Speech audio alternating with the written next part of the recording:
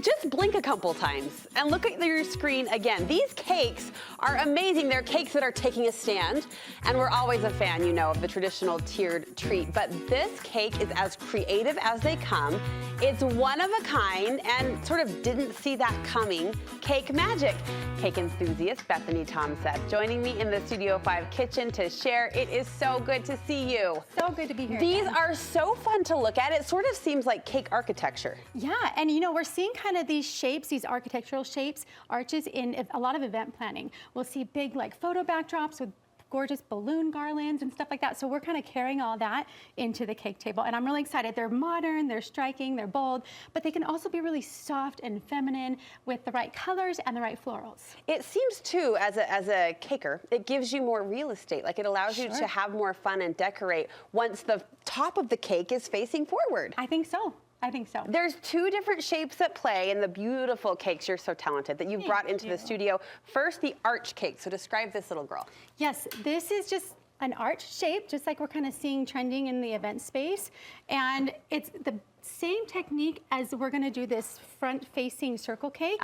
And I've experimented a lot with this technique. So there's different techniques you can do, but I wanted to make it as simple and doable for your viewers as possible because it looks super intimidating, but you really can do it.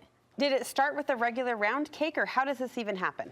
Yes, so the technique that I really kind of landed on for this one, you kind of have to do a smaller cake. So this size or like this medium size, that'll work with this technique. Okay. The large one is different structurally. We'll talk about that later, but let's kind of focus on this one. And these are kind of the same technique here. So what I've done with the arch cake, the difference with the arch cake is I've baked a sheet cake and I've taken a template here and I've just cut out the cake from the template. Okay. And so now I have my 3 cut cakes. How many layers here? 3 layers here. Okay. Yeah, you kind of want a thicker base here. Yeah. But I've got 3 layers here and I've got them filled with buttercream. You want a really stable filling here. You don't want to go with like a curd or a jam filling because that will really structurally kind of ruin your cake. She's got to hold her own. Yeah. You want to do like a ganache, like a structurally sound ganache or a Swiss meringue or even an American buttercream in there. So we've got them layered up just like we would a regular cake, right?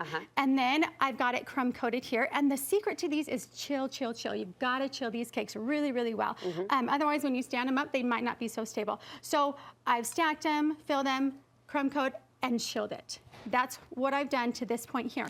And then to get kind of an even layer, and so that I can kind of evenly frost it so it keeps that arch shape as I'm frosting it, because it can get a little wonky, right? Sure. I'm going to kind of pipe. It can get a lot wonky depending on who's holding that piping back. Yes.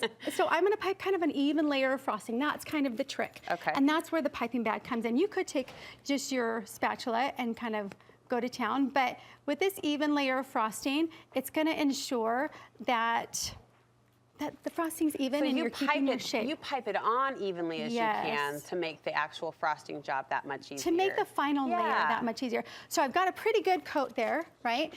And I'll take my angled spatula, kind of a key. This is always so mesmerizing to me, just to watch That's talented so fun. cakers like you at work. And then we're gonna swipe around like that. Okay, see. And then this really kind of is a secret too. I found these really small, like really thin, flexible scrapers that really kind of help you out. And so, I mean, look at that magic. It just makes it so smooth. How pretty. Okay. Yes. And then you're gonna get like the top there. My goodness, you're making this look so effortless. And then it'll take me a few more spins around the turntable. Oh no, you know it takes me a lot of spins for sure. So you're gonna go around again, and by the time you go around again, you're gonna have like kind of a raised edge. Do you kind of see that? Yeah. Then you're gonna chill it again in the fridge. You're gonna chill it again. Let me get that excess off. Once it comes out of the fridge, you're gonna take a knife and you're just gonna level it and you're gonna scrape off that edge. To give you that smooth finish. Yeah, to give you that crisp edge. And since it's so cold, when you go over again to kind of smooth out that edge, then it's the buttercream's gonna solidify and be really easy to work with. Almost shave off. Yeah, you prop it up and look how you've decorated it. It's so fun. Well, and so now we're kind of almost at the finished stage. This is the finished stage now. It's come out of the fridge, it's finished, you got those crisp edges.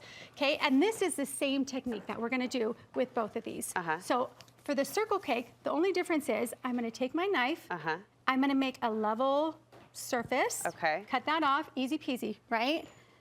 And then we're gonna take Somebody carefully guard that discard bowl because that slice is not gonna go to waste. That's No, beautiful. it will not. About a minute Okay, left. I'm gonna put a glove on just because we're gonna handle the cake a little bit Okay. more. So cake lifter, really important. I'm gonna shove that through. I wanna get the cake as level to the cake lifter as I can. Okay. And then I put a little dot of buttercream there. To act as your And then- glue, your binding agent. Yep, and then bam. just Voila. like that. Oh my goodness, And how then fun. The back, all you're gonna do is you're gonna put some more buttercream on. Yes. And you're gonna frost it. And since it's chilled, it's gonna just solidify and be so, so easy. You've added like paper embellishments. You've added baby's breath. I'm a big fan of baby's breath. Underappreciated flower. Colored baby's breath. Yes. Love it.